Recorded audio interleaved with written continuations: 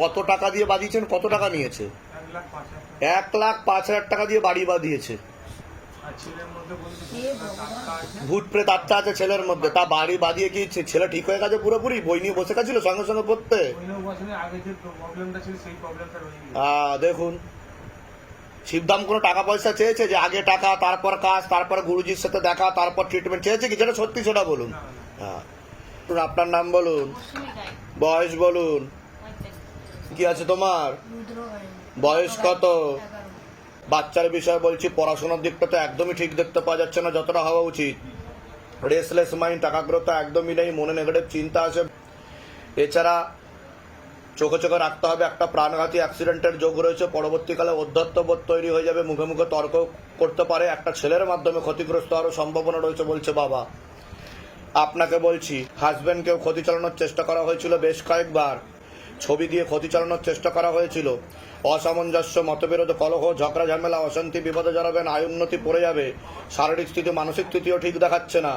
শরীর শুকিয়ে যাচ্ছে আপনার, রক্তের সমস্যা, নার্ভের সমস্যা বৃদ্ধি পাচ্ছে। মূল সমস্যা বোন মারো আর মস্তিষ্কে, যেখান থেকে রক্ত উৎপাদন হয়।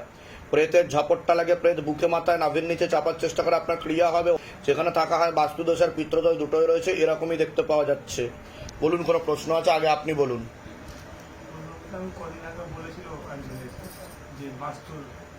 ক্ষতি করা আছে বাস্তুতে,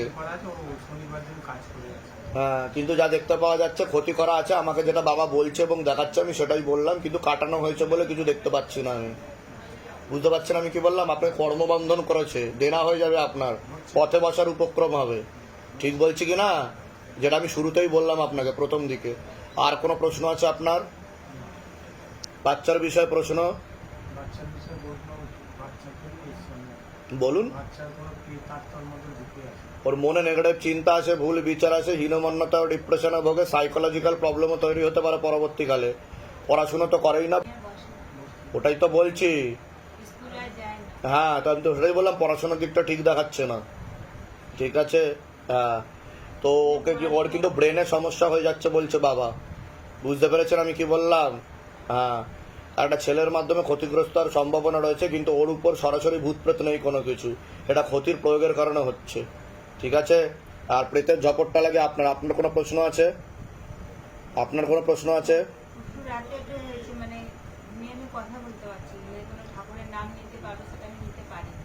আচ্ছা, কবে কবে? হ্যাঁ, ওটাই তো বললাম যে প্রেতের ঝপটটা লাগে, প্রেত বুকে মাথা নাভির নিচে চাপার চেষ্টা করে, রক্ত চুষে খাচ্ছে আপনার। বুঝতে পেরেছেন? কোথা থেকে আসছেন? কোথা থেকে? নিজেদের বাড়ি? ওখানে নিজেদের বাড়ি আপনাদের? ধামের বিষয় কিভাবে জানতে পারলেন? ও, বলে দিচ্ছি কি করতে হবে, ধাম থেকে কৃপা হবে। বলে দিয়ে বাঁধিয়েছেন? শালার বউ যোগাযোগ করেছে। কত টাকা দিয়ে বাঁধিয়েছেন, কত টাকা নিয়েছে? 1,05,000 টাকা দিয়ে বাড়ি বাঁধিয়েছে। ভূত প্রেত আত্মা আছে ছেলের মধ্যে, তা বাড়ি বাঁধিয়ে কি ছেলে ঠিক হয়ে গেছে পুরোপুরি? বই নিয়ে বসে গেছিল সঙ্গে সঙ্গে পড়তে? দেখুন, শিবধাম কোনো টাকা পয়সা চেয়েছে যে আগে টাকা তারপর কাজ তারপর গুরুজির সাথে দেখা তারপর ট্রিটমেন্ট চেয়েছে কি? যেটা সত্যি সেটা বলুন। হ্যাঁ, তো শিবধাম থেকে কৃপা হবে। এখানে ভুলভাল কাজ করা হয় না, কিন্তু যেটা করা হয় তা প্রমাণ দেওয়া হয়। আমরা ভিডিও কেন ছাড়ি? আপনাদের সমস্যাকে তুলে ধরার জন্য না, এখানে সত্যি বাবা আছে সেটাকে দেখানোর জন্য।